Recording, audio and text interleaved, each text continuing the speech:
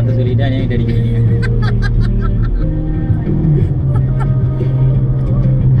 பாருங்க ஹாஸ்டல் சாப்பாடா எடுத்து எடுத்து போட்டு நானும் ஃபேமஸ் ஆகிறேன் பாருங்க ஒரு புரட்சியை பார்ப்பீங்க.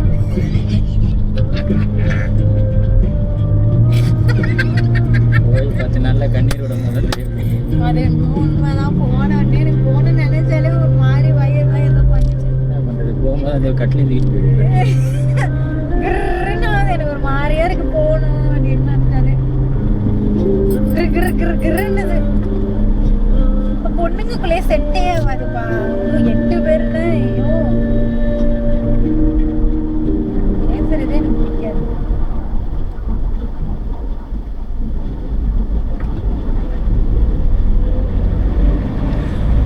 இவர் வேற என்ன பயமார வேற யாச்சிகா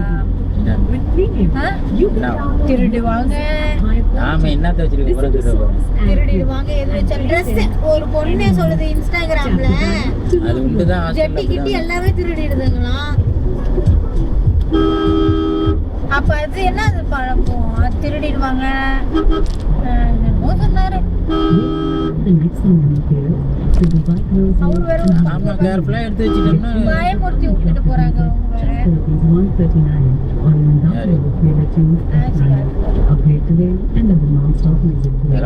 ஹாஸ்டல்னா அப்படிதான் இருக்கும்.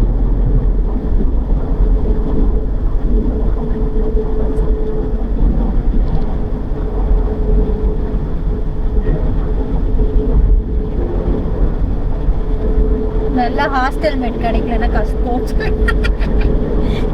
ஐயோ ஐயோ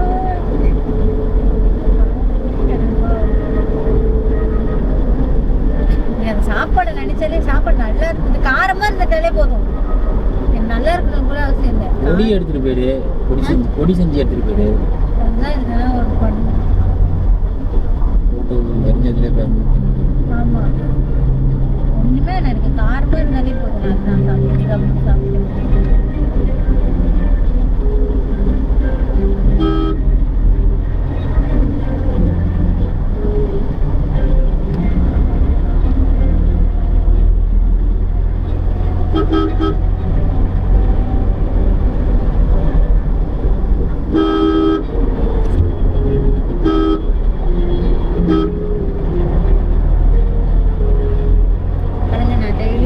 பண்ணி போடுறேன்.